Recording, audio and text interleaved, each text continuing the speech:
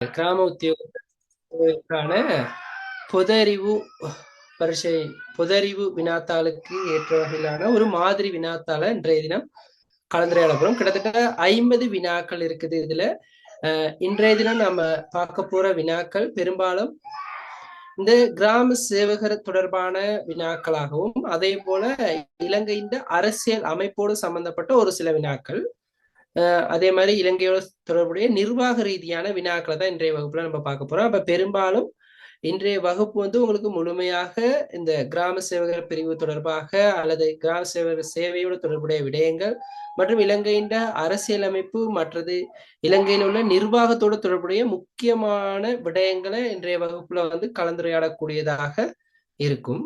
அப்ப அந்த விஷயங்களை கட்டாயம் நீங்க நோட் பண்ணிக்கொள்ளுங்க. வினாக்களுக்கான விடைகள் உங்களுக்கு இந்த அடிப்படையில் தான் வருவதற்கான வாய்ப்புகள் மிக அதிகமாக இருக்குது. ரொம்ப அட்வான்ஸா கேட்கறதுக்கான வாய்ப்புகள் மிக குறைவு. அப்ப இன்றைய வகுப்புல நம்ம இது தொடர்பாக பார்த்துட்டு அடுத்தடுத்த வகுப்புல அண்மை கால விடயங்கள் அதோட ஒரு சில கொமனாக வரக்கூடிய விடயங்கள் இருக்குது.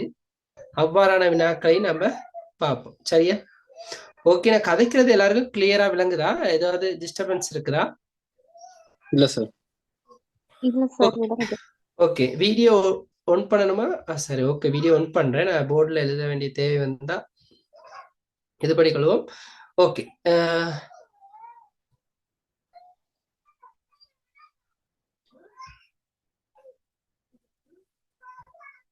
சரியா? அப்ப முக்கியமான விடயங்கள் நீங்களும் டிஸ்கஸ் பண்ணலாம். இதுல பிரச்சனை இல்லை, நீங்களும் டிஸ்கஸ் பண்ணக்கூடியதா இருக்கும். அப்ப முதலாவது வினாவை பாருங்க. இந்த இலங்கையில் உள்ள கிராம சேவகர் பிரிவுகளின் எண்ணிக்கை உங்களுக்கு எல்லாருக்கும் ஸ்கிரீன் விளங்குன்னு நினைக்கிறேன். இலங்கையில் உள்ள கிராம சேவர் பிரிவுகளின் எண்ணிக்கை எத்தனை இருக்கு? இது சொல்லுங்க பாப்போம். இலங்கையில கிராம சேவர் பிரிவுகள் எத்தனை இருக்கு? 14,022. Okay, very good. 14,022 கிராம பிரிவுகள் இருக்கு. ஓகே. அப்ப கிராம சேவர் பிரிவுகள் வந்து எதன் கீழே? கிராம சேவர் பிரிவுகள் எந்த நிர்வாக அலகுக்கு கீழே வரும்? பிரதேச செயலர் அலுவலர். பிரதேச செயலாளர் பிரிவுகளுக்கு கீழே தான் வரும் இல்லையா? பிரதேச செயலகங்களுக்கு கீழே தான் இந்த கிராம சேவர் பிரிவுகள் வரப்போகும் இல்லையா? அப்ப எத்தனை பிரதேச செயலக பிரிவுகள் இருக்கு?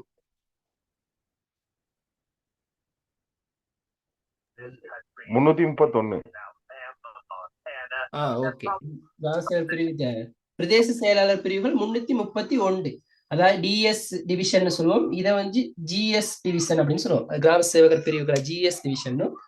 டிஎஸ் டிவிஷன் வந்து 331 இருக்குது. கட்டாயம் ஞாபகம் வச்சுக்கொள்ளுங்க. சம்டைம் இது வருவதற்கான வாய்ப்புகள் மிக அதிகம். அப்ப அந்த இலங்கையின் நிர்வாக அலகு உங்களுக்கு தெரியும். முதலாவதாக மாகாணம், மாகாணத்துக்கு கீழே மாவட்டங்கள். அப்ப மாகாணம் 9 மாகாணங்கள், அடுத்ததாக 25 மாவட்டங்கள். அந்த 25 மாவட்டங்களும் 331 பிரதேச செயலக பிரிவுகளாக பிரிக்கப்பட்டு அதன் கீழ் 14,022 கிராம சேவர் பிரிவுகள் உருவாக்கப்பட்டு, அதாவது நிர்வாகத்தை இலகுவாக கட்டமைக்கிறதுக்கு ஏற்ற வகையில இவ்வாறான பிரிப்புகளை இலங்கையில மேற்கொண்டு இருக்கிறாங்க. சரியா? ஓகே. அப்ப இது முதலாவது வினாவுக்கான விடை 14,022. சரிதானே?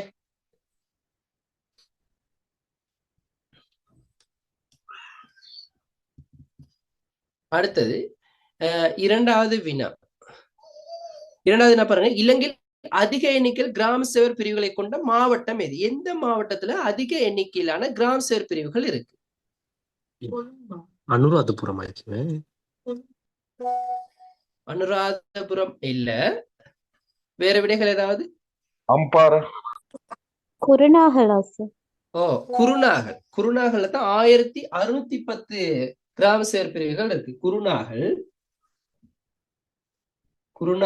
1,610 கிராம சேவகர் பிரிவுகள் இருக்கு. 1,610. அதை வேணா நோட் பண்ணி கொள்ளுங்க. குருநாகல். சரிதானே? என்னன்னா நான் போர்டுல எழுதுறது விலங்கு தானே?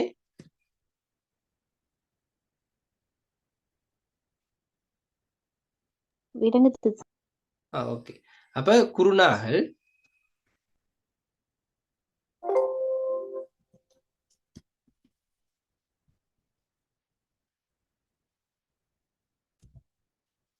நான் டைப் பண்ண தேவையில்லைன்னு நினைக்கிறேன்.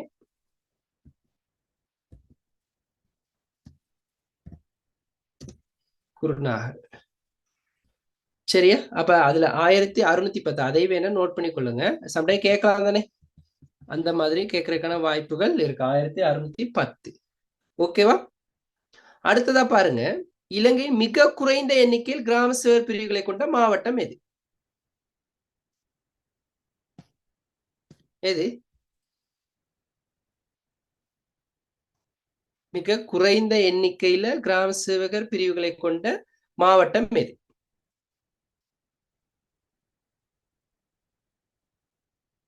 முல்லைத்தீவு. வேறு விடைகள்?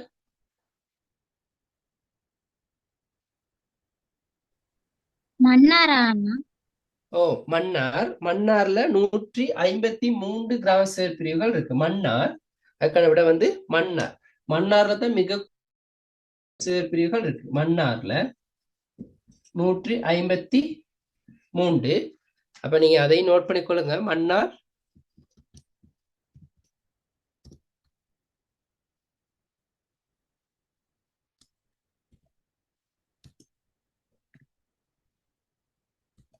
மன்னார்ல 153. ஓகேவா? ஏன்னா இந்த முதலாவது வகுப்புனால தான் அந்த ஈஸியான, அதாவது கிராம சேவை பிரிவோடு சம்பந்தப்பட்ட விஷயங்களை எடுத்திருக்கிறேன். ஓகே, அடுத்தது கிராம உத்தியோகத்தர் முறைமை இலங்கையில் எப்போது அறிமுகப்படுத்தப்பட்டது? கிராம உத்தியோகத்தர் முறைமை இலங்கையில எப்ப அறிமுகப்படுத்தப்பட்டது? சொல்லுங்க பாப்போம் அந்த ஆண்டு. 1960. இல்ல, சரியான விட சொல்லுங்க. கிட்டத்தட்ட ஓகே. 1963. ஓ, 1963 மே மாதம் 1ஆம் தேதி. 1963 மே 1ஆம் தேதி. மே 1. சரியா? அப்ப சரியான ஆண்டை மட்டும் ஞாபகம் வச்சுக்கொள்ளுங்க. அப்ப கிராம உத்தியோகத்தர் வந்து இலங்கையில எப்போது அறிமுகப்படுத்தப்பட்டதுன்னா 1963 தான் அறிமுகப்படுத்தப்பட்டிருக்கு. சரியா? 1963 மே 1. சரி, 1963 மே 1ஆம் தேதி தான் இலங்கையில வந்து கிராம உத்தியோகத்தர் முறைமை அறிமுகப்படுத்தப்பட்டுச்சு. ஓகே, அடுத்து கிராம உத்தியோகத்தர் முறைமை அறிமுகப்படுத்துவதற்கு முன்னர் எவ்வாறு அழைக்க, கிராம உத்தியோகத்தர் முறைமை அறிமுகப்படுத்துவதற்கு முன்னர் அவர் எவ்வாறு அழைக்கப்பட்டார்? கிராம விதானையார். அது வேற வேறு விடைகள்? அத எப்படி சொல்லுவாங்கன்னா வில்லேஜ் ஹெட்மேன் அப்படின்னு தான் சொல்லுவாங்க. வில்லேஜ் ஹெட்மேன்னா கிராம தலைமைக்காரர் அப்படின்ற பெயரால் தான் அழைக்கப்பட்டார். சரியா? சரியாக நீங்க சொல்றதா இருந்தா கிராம தலைமைக்காரர். இந்த கிராம சேவர் முறைமை உருவாகிறதுக்கு அவர் வந்து எப்படி அழைக்கப்படுறாருன்னா கிராம தலைமைக்காரர். உங்களுக்கு தெரியும், இந்த கிராம தலைமைக்காரர் அதாவது கிராம நிர்வாகத்தை வந்து சரியான வகையில கொண்டு செல்லணும் அது அப்படின்றதுக்காக உருவாக்கப்பட்ட ஒரு முறைமை தான் இந்த கிராம தலைமைக்காரர். அப்ப கிராமத்துல வந்து சரியாக முடிவுகளை எடுக்கிறதுக்கு, அதாவது மேல் மட்டத்தில் எடுக்கப்பட்ட முடிவுகளை கீழ் மட்டத்தை நோக்கி கொண்டு செல்றதுக்கு, அதை நிர்வகிக்கிறதுக்கு, அதுக்காக உருவாக்கப்பட்ட ஒரு முறைமை தான் இந்த கிராம சேவகர் முறை. அப்ப அது வந்து அப்ப அழைக்கப்பட்டது கிராம தலைமைக்காரர்.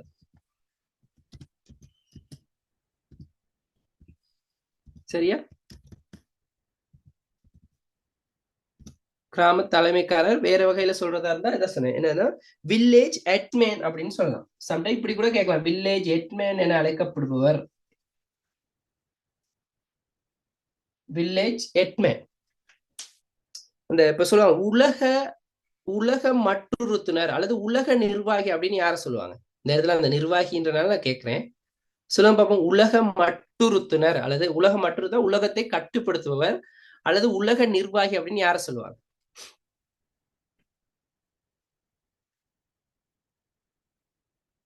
யாருக்காவது தெரிஞ்சா சொல்லலாம்.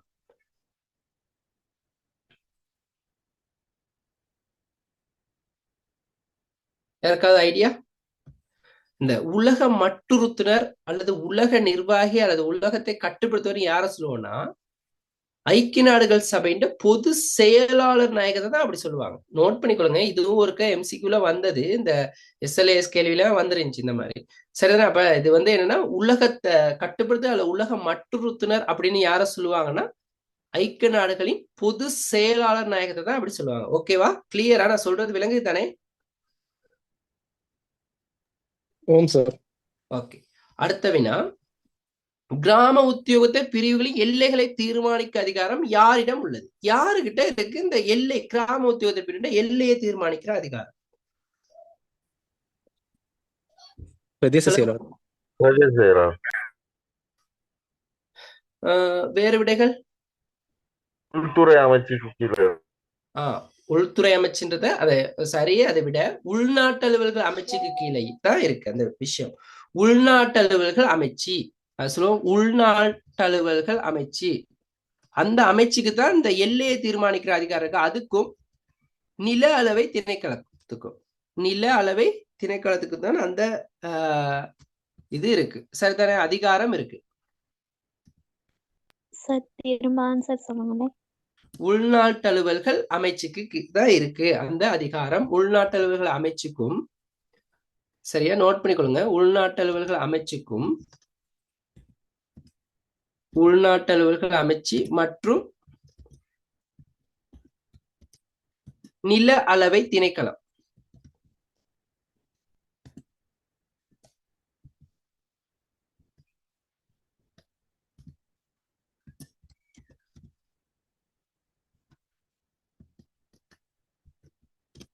நில அளவை திணைக்களம், இது ரெண்டுக்கு தான் அந்த அதிகாரம் இருக்கு. இதுவும் ஒரு முக்கியமான விஷயம் இல்லையா? கிராம உத்தியோகத்தர் பிரிவுகளின் எல்லைகளை தீர்மானிக்க அதிகாரம் யாரிடம் உள்ள? உள்நாட்டு அலுவல்கள்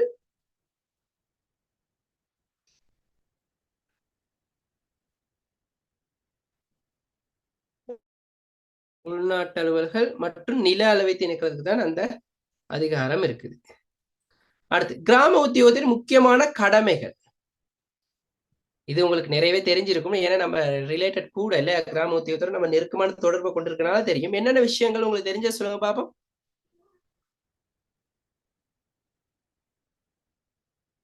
தேர்தல் புள்ளிவிவர பணிகள். தேர்தல் பணிகள். தேர்தல் பணிகள் தேர்தல்கள்ல இந்த வாக்காளர் பட்டியலை தீர்மானிக்கிறது, வாக்காளர்களை உறுதிப்படுத்துறது இல்லையா? வாக்காளர்களுக்கு தேசிய அடையாள அட்டை இலக்கம் இல்லாட்டி அவர்களுக்கு என்ன செய்யறது, அந்த உறுதிப்படுத்துறது. அடுத்து இந்த வதிவிட சான்றிதழ் வழங்குறது, தெரியும், நம்மளாம் போயிட்டு எடுத்திருப்போம் இல்லையா, வதிவிட சான்றிதழ். அடுத்து தேசிய அடையாள அட்டை எடுக்கிறதுக்கு வழிவகுக்கிறது. அடுத்து பிறப்பு, இறப்பு, திருமண சான்றிதழ்களை உறுதிப்படுத்துறது. இந்த மாதிரியான வேலைகள் தான் முக்கியமான கடமைகள், அவருடைய கிராம உத்தியோகத்தின் முக்கியமான கடமைகள். சரிதானே? அப்ப என்னன்னா, பிறப்பு, நம்ம சும்மா சொல்றேன், நீங்க அத பிறப்பு, இறப்பு ஆகியவற்றை உறுதிப்படுத்த, பிறப்பு, இறப்பு, திருமணம்,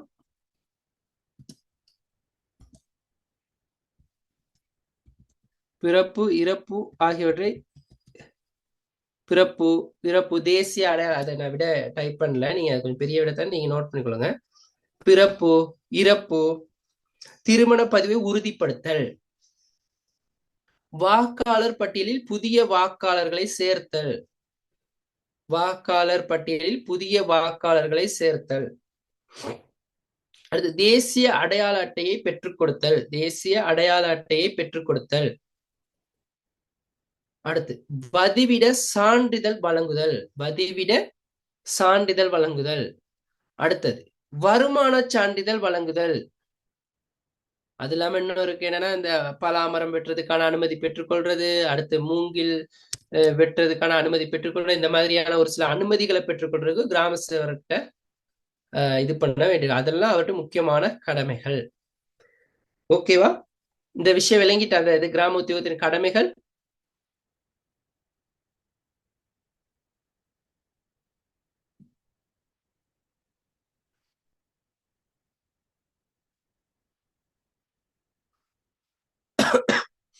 ஓகேவா?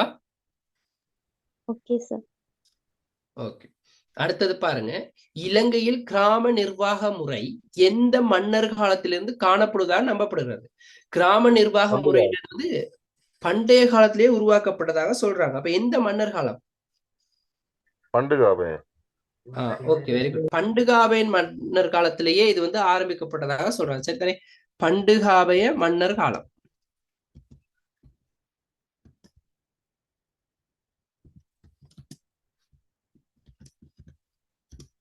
பண்டுகால கிட்டத்தட்ட ஆண்டு சொல்றதா இருந்தா கிறிஸ்துக்கு முன் 377 கிறிஸ்துக்கு முன் 377லயே இந்த கிராம நிர்வாக முறை வந்ததாக சொல்றாங்க. கிராமத்துக்கான நிர்வாக முறை கிறிஸ்துக்கு முன் 377. சரியா? அப்ப இலங்கையில் கிராம நிர்வாக முறை எந்த மன்னர் காலத்திலிருந்து காணப்படும் நம்பப்படுகிற பண்டுகாபய மன்னன் காலத்துல இருந்து கிறிஸ்துக்கும் 377லயே இந்த முறை இருக்கிறதாக சொல்றாங்க. ஓகேவா? அடுத்தத பாருங்க, அதை நோட் பண்ணிட்டீங்களா?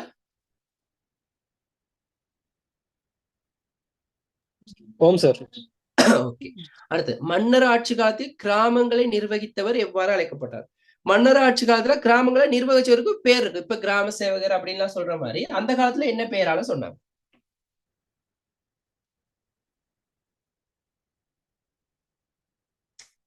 யாருக்காவது ஐடியா? காமிக அப்படின்னு சொன்னாங்க. அந்த காலத்துல பேர் வந்து கிராம சேவருக்கு பேர் வந்து காமிக அல்லது காம்லதனி அப்படின்ற பெயர். கொஞ்சம் வித்தியாசமான பெயர்களா தான் இருக்கும், நோட் பண்ணி கொள்ளுங்க. காமிக அப்படின்னு சொல்லுவாங்க, அப்படி இல்லைன்னா காம்லதனி அப்படின்ற பேர். நானும் ஒரு டைப் பண்ணி போடுறேன்.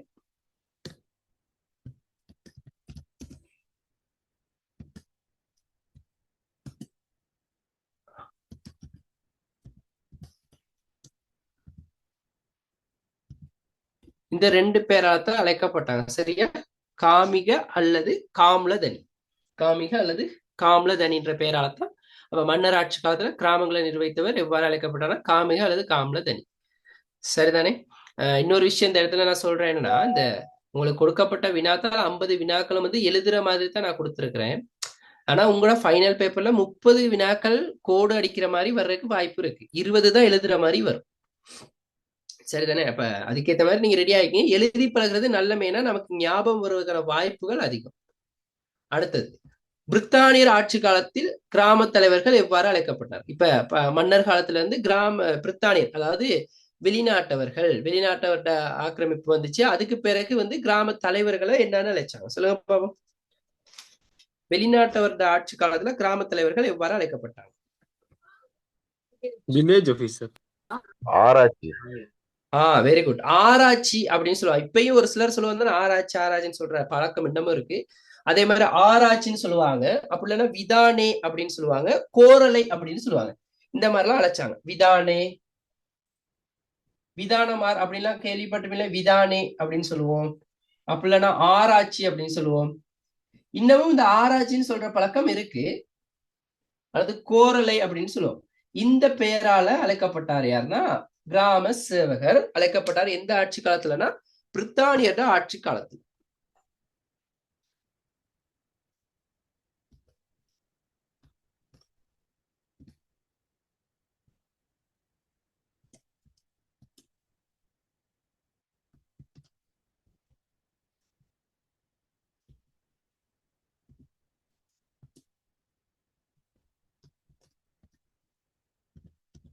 சரிதானே?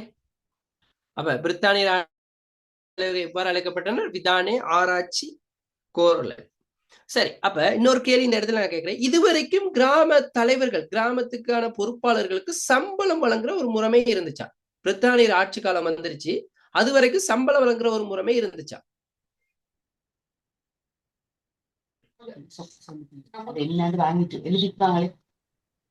சொல்லுங்க பாப்போம்.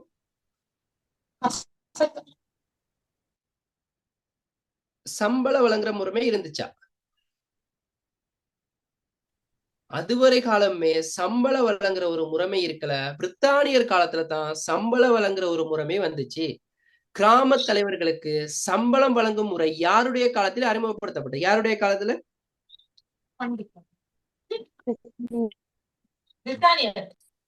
பிரித்தானியர் காலத்துல. பிரித்தானியர் காலத்துல குறிப்பா யாருடைய ஆட்சிக்கு, எந்த ஆளுநர் ஆட்சிக்கு கீழே சம்பளம் வழங்குற முறை அறிமுகப்படுத்தப்பட்டுச்சு? பிரித்தானியருக்கு இந்த கிராம தலைவருக்கு சம்பளம் வழங்குற முறை வந்து பிரித்தானியர் காலத்துல தான் அறிமுகப்படுத்தப்பட்டுச்சு. எந்த ஆளுநருக்கு கீழே? சொல்லுங்க பாப்போம். ஃபிரெடரிக் நோர்த்துக்கு கீழே. ஆளுநர் ஃபிரெடரிக் நோர்த்துக்கு கீழே தான் இந்த அதிகாரம் வழங்கப்பட்டுச்சு. இந்த சம்பளம் வழங்குற முறை அறிமுகப்படுத்தப்பட்டுச்சு. ஆளுநர் பிரெட்ரிக் நோத். ஆளுநர் பிரெட்ரிக் நோத்.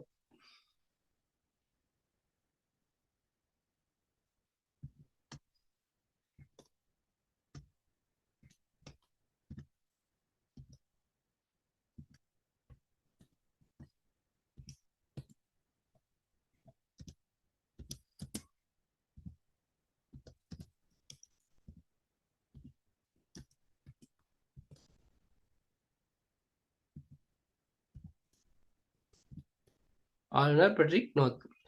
சரி, ஓகே. இப்ப அடுத்ததா கிராம சேவை எத்தனையாம் ஆண்டு கொண்டு வர? கிராம சேவை, இப்ப ஒரு சேவைகள் இருக்கிற ஆசிரியர் சேவை அந்த மாதிரிலாம், அதே மாதிரி கிராம சேவை எத்தனையாம் ஆண்டு கொண்டு வரப்பட்டது?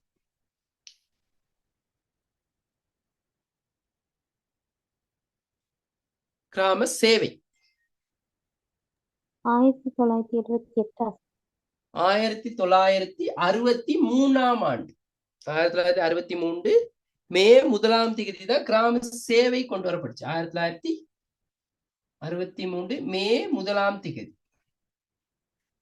கிராம சேவை கிராம சேவை கொண்டு வரப்பட்ட திகதி 1963 மே 1ஆம் தேதி. சரியா? அப்ப கிராம சேவை எத்தனையாம் ஆண்டு கொண்டு வரப்பட்டனா 1963. கிராம சேவகர் என்ற பதவி எத்தனையாம் ஆண்டு கொண்டு வரப்பட்டது? கிராம சேவகர், கிராம சேவை 1963 கூட கிராம சேவகர்னு எப்ப அழைக்கப்பட்டாங்க? எப்ப பதவி கொண்டு வரப்பட்டுச்சு? 1960.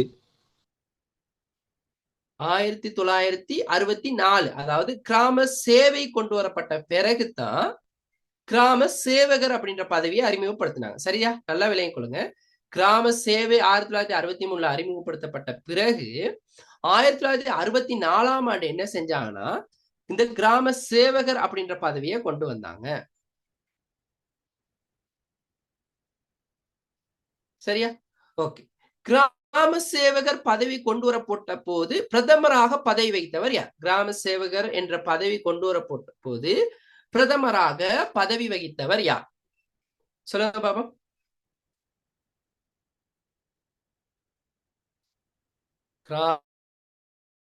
கொண்டு வரப்பட்ட போது பிரதமராக பதவி வகித்தவர் யார்?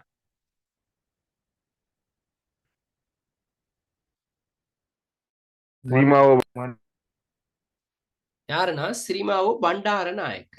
ஸ்ரீமாவோ பண்டாரநாயக்க காலத்துலதான் இந்த கிராம சேவகர் பதவி கொண்டு வரப்பட்டுச்சு. சரியா?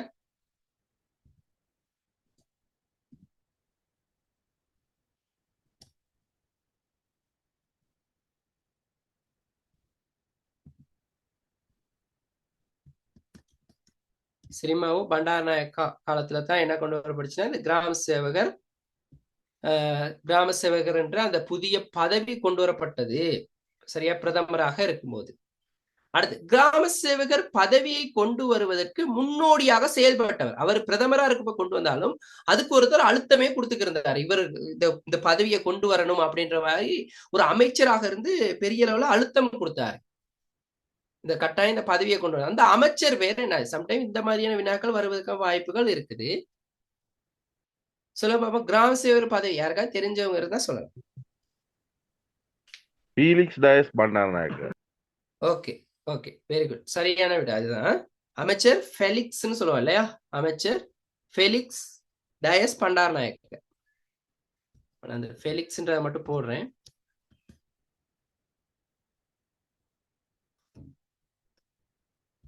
ஃபெலிக்ஸ் டயஸ் பண்டாரநாயக்க.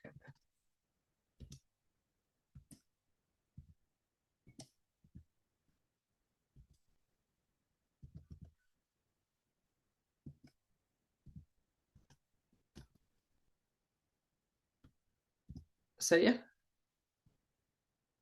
கிராம சேவர் பதவியை கொண்டு வரக்கு முன்னோடியாக செயல்பட்டவர் ஃபெலிக்ஸ் டயஸ் பண்டாரநாயக்க. இப்பயே கொஞ்சம் ஞாபகப்படுத்திட்டே போங்க அந்த விஷயங்களை. நான் சொல்ற விடயங்களை மறுபடி சொல்லி பார்த்தீங்கன்னா இப்பயே ஒரு சில விடயங்கள் மைண்டுக்குள்ள போயிடும். சரியா? அப்ப கிராம சேவர் பதவி கொண்டு வரப்பட்டு பிரதமராக இருந்தவர் ஸ்ரீமாவோ பண்டாரநாயக்க. அந்த பதவியை கொண்டு வரக்கு முன்னோடியாக செயல்பட்ட அமைச்சர் ஃபெலிக்ஸ் டயஸ் பண்டாரநாயக்க. அடுத்து கிராம சேவகர் என்ற பதவி எப்போது கிராம உத்தியோகத்தர் என பெயர் மாற்றப்பட்டது? இப்ப கிராம சேவகர் அழைக்கப்பட்ட 1977. பதவி விளங்க சொல்லுங்க. 1977. இல்ல, வேற விடைகள் 1972 இல்ல. 1993ஆம் ஆண்டுதான் கிராம சேவகர் என்ற பதவி கிராம உத்தியோகத்தர் என அழைக்கப்பட்டது. 1993ஆம் ஆண்டு 1993ல தான் கிராம சேவகர் என்ற பதவி கிராம உத்தியோகத்தர் என பெயர் மாற்றப்பட்டது. அப்ப கிராம சேவகரா இருந்தவர் கிராம உத்தியோகத்தரா மாறினார். பாருங்க, அப்ப பிரித்தானியர் ஆட்சி காலத்துக்கு பிறகுதான் கொஞ்சம் அந்த சேவை வந்து பெரிய அளவுல மாற்றத்தை கண்டு வருது. சம்பளம் வழங்குறாங்க, பிறகு கிராம சேவகர்னு சொன்னவர கிராம உத்தியோகத்தர்னு சொல்றாங்க. அப்படியான இதெல்லாம் வர தொடங்கினது.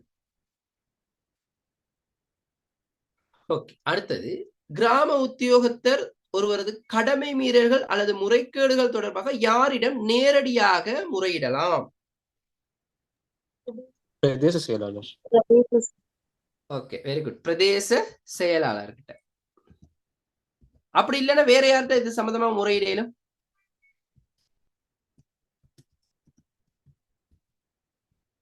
அதையும் தெரிஞ்சுக்கொள்ளுங்க. வேற யார்கிட்ட முறையிடலாம்? பிரதேச செயலாளர், அப்படி இல்லைன்னா அடுத்த கட்டமா மாவட்ட செயலாளருக்கு முறையிடலாம். மாவட்ட செயலாளருக்கு முறையிட்டு அதுக்கும் தீர்வு கிடைக்கலன்னா உள்நாட்டு அலுவலர்கள் அமைச்சுக்கே முறையிடலாம். அப்படியும் தீர்வு கிடைக்கலன்னா ஒம்பூட்ஸ்மன், அதாவது அரசு அதிகாரிகளின் அதிகார துஷ்பிரயோகம் தொடர்பாக அறிவிக்கிறதுக்கான ஒரு அலுவலகம் கொழும்புல இருக்கு, ஒம்பூட்ஸ்மன் அலுவலகம், ஒம்பூட்ஸ்மன் சொல்லுவோம். அந்த அலுவலகத்துல முறையிடலாம். அங்கேயும் சரியாக இது கிடைக்கலன்னா என்ன செய்யலாம்னா லஞ்ச ஊழல்கள் ஆணைக்குழுல முறையிடலாம். அதுவும் சரியாக முடிவு எதுவும் கிடைக்கல அப்படின்னா மனித உரிமைகள் ஆணைக்குழுலையும் முறையிட இயலும். அப்போ ஒரு கிராம உத்தியோகத்தர் தொடர்பாக இவ்வாறான படிநிலைக்கு கீழே நீங்க என்ன செய்யலாம்னா முறையீடல்களை செய்யலாம். முதலாவது பிரதேச செயலாளர், அங்க நீதி கிடைக்காட்டி மாவட்ட செயலாளர், அங்கேயும் நீதி கிடைக்காட்டி உள்நாட்டு அலுவலக அமைச்சு, அங்கேயும் நீதி கிடைக்கலாம் ஒம்பூட்ஸ்மன், அங்கேயும் நீதி கிடைக்கலாம் லஞ்ச ஊழல் ஆணைக்குழு, அங்கேயும் சரியான நீதி கிடைக்கலாம் மனித உரிமைகள் ஆணைக்குழு வரைக்கும் இது தொடர்பாக முறையீடுகளை நீங்க மேற்கொள்ளக்கூடியதாக இருக்கும். ஓகேவா? கிளியரா?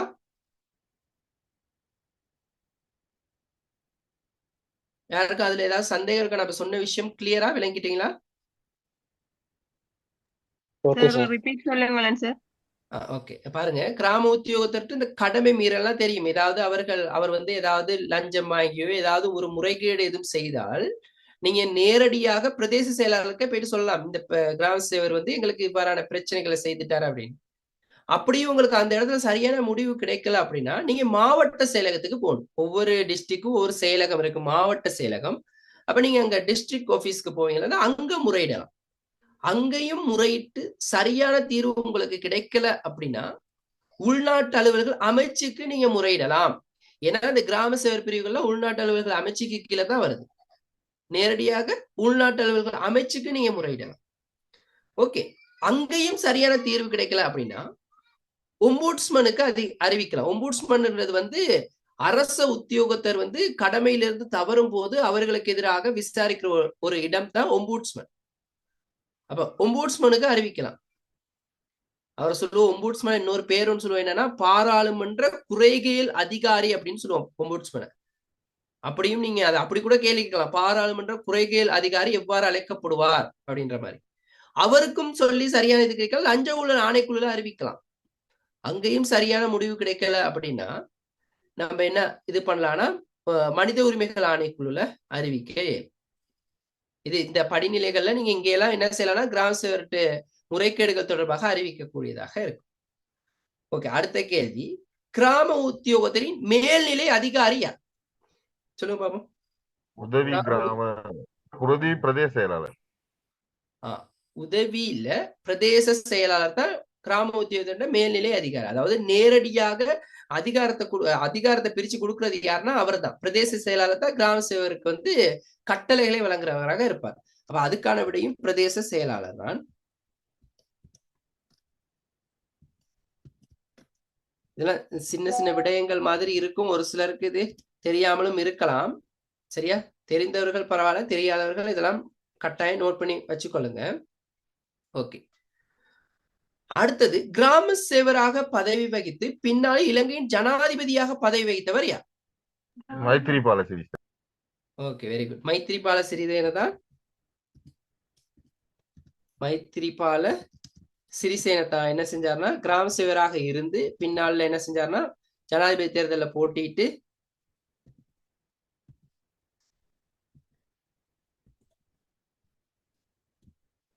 சரியா ஜனாதிபதி தேர்தலில் போட்டிட்டு ஜனாதிபதியாக பதவி வகித்தார். மைத்திரிபால சிறிசேன முன்னாள் ஜனாதிபதி மைத்திரிபால சிறிசேன. விட எழுதும் போது நீங்க கொஞ்சம் அப்படியான வேர்டெல்லாம் பயன்படுத்தணும். கௌரவ அந்த மாதிரி வேர்டெல்லாம் பயன்படுத்தி எழுதுங்க. சரிதானே? இப்ப மைத்திரிபால சிறிசேன. ஓகே. அடுத்து இலங்கையின் நிர்வாக கட்டமைப்பு உயர்நிலையிலிருந்து கீழ்நிலை வரை குறிப்பிடுங்க. நிறைன்னு இருக்கு, நிலை வரை, கீழ்நிலை வரை குறிப்பிடுங்க. சொல்ல நிர்வாக கட்டமைப்பை இலங்கை நிர்வாக கட்டமைப்பை உயர்நிலையிலிருந்து கீழ்நிலை வரை குறிப்பிடுங்க. எப்படி வரும் உயர்நிலை? ஜனாதிபதியா? ஓகே, நிர்வாக கட்டமைப்புன்னு சொல்லியிருக்கு. அப்ப நிர்வாக கட்டமைப்புல என்ன வரும்? நான் முதல்ல சொன்ன விஷயம் தான். என்னன்னா முதலாவது மாகாணம், அடுத்து மாவட்டம். அது மாகாணத்துல தெரியும் உங்களுக்கு, அங்க மாகாண ஆளுநர் இருப்பாரு அல்லது மாகாண சபை இருக்கும். மாகாணத்துக்கு பொறுப்பாக மாகாண சபை அல்லது மாகாண ஆளுநர் இருப்பாரு. அந்த இடத்துல மாகாண சபை இல்லாத போது ஆளுநருக்கு அதிகாரம் அதிகமாக இருக்கும், மாகாண சபைகள் இல்லாத போது. அப்ப தற்போதைய காலகட்டங்கள்ல மாகாண சபைகளுக்கு யாரு அதிகாரம் கூட இருக்கும்? மாகாண சபைகளுக்கு யாருக்கு அதிகாரம் அதிகமா இருக்கும் இன்றைய காலப்பகுதியில இலங்கையில? இப்ப மாகாண சபைகள் இருக்குதா?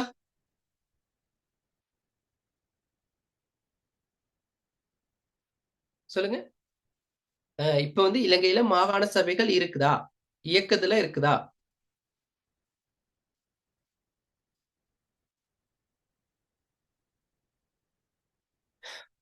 இப்ப மாகாண சபைகள் கலைக்கப்பட்டு ரொம்ப நாள் ஆச்சு, இன்னும் அதுக்கான தேர்தல் நடக்கவே இல்லை. அப்ப மாகாண சபைகள் இல்ல. அப்ப மாகாண சபையின் அதிகாரம் முழுக்க ஆளுநர் கையில தான் இருக்கு. மாகாண சபைகள் எப்ப தேர்தல் நடந்து அதுல இருந்து அமைச்சர்கள்லாம் தெரிவு செய்யப்படுறாங்களோ அப்பதான் ஆளுநர் அதிகாரம் குறைக்கப்படும். அது வரைக்கும் அதிகாரம் முழுக்க ஆளுநர் கையில தான் இருக்கும். அப்ப இலங்கையின் மாகாணம் அல்லது மாகாண சபைகள், இரண்டாவது மாவட்டம் அதாவது மாவட்ட செயலகம், மூன்றாவது பிரதேச செயலாளர் பிரிவு, நாலாவது கிராம சேவகர் பிரிவு. இந்த படிநிலைக்கு கீழே தான் நிர்வாக கட்டமைப்பு இலங்கையில அமைய பெற்றிருக்கு. சரிதானே? அப்ப அதையும் நோட் பண்ணி கொள்ளுங்க. அப்ப முதலாவது மாகாணம், அடுத்தது மாவட்டம், அடுத்தது பிரதேச செயலாளர் பிரிவு,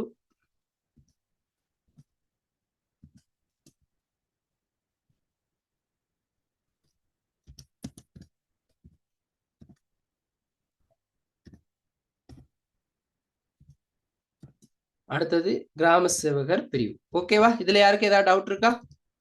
டவுட்ஸ் இருந்தா கேளுங்க. உங்களுக்கு சம்டைம் ஏதாவது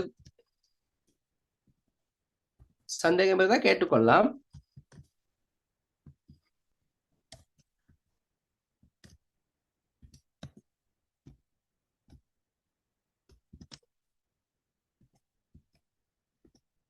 கிராம சேவகர் பிரிவு இந்த கட்டம். அடுத்தது அடுத்த வினா, இலங்கையில் கிராம நிர்வாக அமைப்பின் முதுகெலும்பாக செயற்படுவது எது? இலங்கையின் கிராம சேவகர். கிராம சேவகர் பிரிவு. பாருங்கண்ணா, இந்த கேள்வி எல்லாம் இதெல்லாம் உங்களுக்கு தெரியும். இப்படியான கேள்விகள் கொடுக்குறேன்னா சம்டைம் இந்த கேள்விகள் வித்தியாசமான முறையில கேட்டா நம்ம விட எழுதாம போயிருவோம். அதுக்காக தான். அப்ப இலங்கையின் கிராம அடிப்படையிலான நிர்வாக அமைப்பின் முதுகெலும்பாக செயற்படுவது எதுனா கிராம சேவகர் பிரிவு. கிராம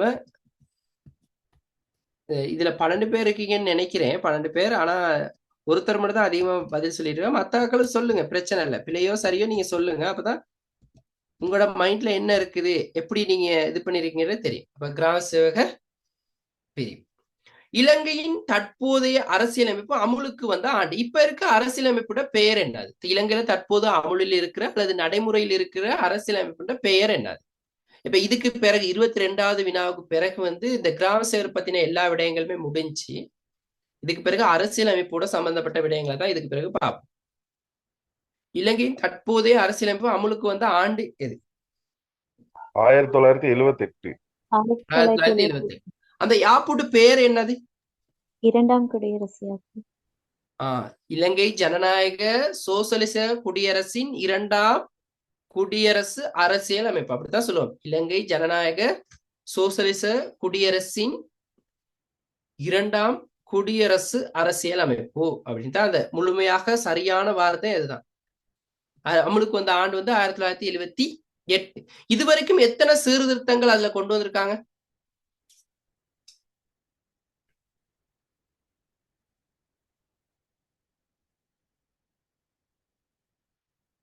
இலங்கையில தற்போது சொல்லுங்க. 13. 13. வேறு விடைகள்? 19. 20. 22 சீர்திருத்தங்கள் கொண்டு வந்திருக்காங்க. சரியா? இலங்கையின் அரசியலமைப்புல 22வது சீர்திருத்தமும் நிறைவேற்றப்பட்டிருக்கு. சரிதானே?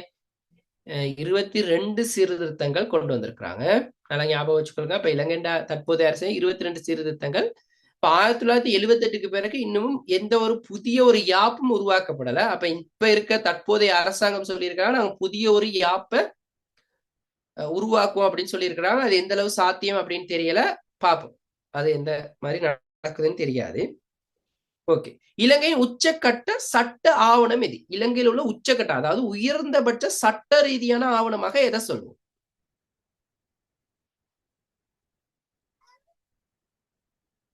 சட்ட ரீதியான ஆவணமாக எதை சொல்லுவோம்? இலங்கையின் உச்சக்கட்ட சட்ட ரீதியான ஆவணம் எது? அரசியலமைப்பு. இலங்கை அரசு. Okay, very good. இலங்கையின் அரசியலமைப்பு. இலங்கையின் அரசியலமைப்பு தான் உச்சக்கட்ட சட்ட ஆவணமா சொல்லுவோம். அதுக்கு கீழே தான் எல்லாமே வரும். அரசியல் அமைப்பு. அதே மாதிரி இந்த 1978 டேட்டை வேணா ஞாபகம் வச்சுக்கொள்ளுங்க. இந்த இலங்கை தற்போதைய அரசியலமைப்பு அமலுக்கு வந்த ஆண்டு வந்து 1978 செப்டம்பர் 7. இல்லாட்டி அது கூட தேவையில்லைன்னு நினைக்கிறேன், பிரச்சனை இல்லை.